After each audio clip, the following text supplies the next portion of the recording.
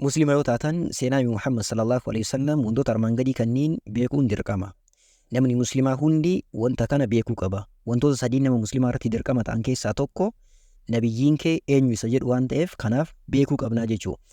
Wantoota kanneenis inshallah akkaataa armaan gadiitti isinii dhiyeessaa seenaa isaanii bal'aa keessaa seenaa gabaabaa kana hubatuu qabdanii seenaa bal'aa hubachuudhaaf Profaayilii kiyya kanaan seenaatiin yuutuubii Mujaahid Fillah jedhu subscribe godhaatiin achirratti hordofaa. Seenaa gabaabaa kana inshallah ilaallu. Jalqabaa abbaa isaanii. Abbaan isaanii Abdullah bin Abdul Muttalib bin Haashim jedhama. Haadha isaanii. Haati isaanii Amina bint Wahab jedhamti. Abbaan isaanii osoo isaan garaa jiran du'e. Haati immoo yeroo isaan waggaa 6 ga'anitti duute. Gosa isaanii maqaan Qureesh jedhama. Iddoo dhalootaa.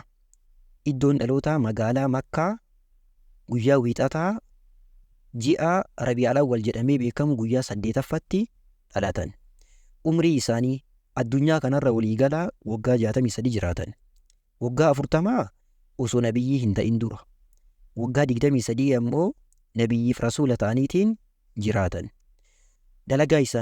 Dalagaan isaanii nabiyyii fi rasuula yookaan ergamaa rabbiiti sallallahu alaihi wasallam. Ilmaan isaanii waliigalatti ilmaan yookaan ijoollee 7 qabu.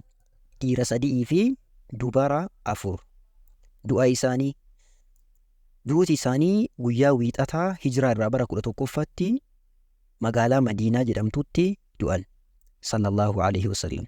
Seenaa Nabi Muhammad gabaabaa kana namni muslimaa hundi beekuun dirqama. In detail beekuu dhabdanis waan kana beekuun keessan dirqama. Kanaaf nama muslimaa hundaaf copy link godhaatiin share godhaa dabarsaa fi ajrii seenaa isaanii nama beekee argadhaa isiniin jedha. Seenaa bal'aa hubatuudhaaf YouTube irraan argachuu dandeettanii yeroo gaarii isiniif haa ta'u. Assalaamu alaikum warahmatullahi wabarakaatuh.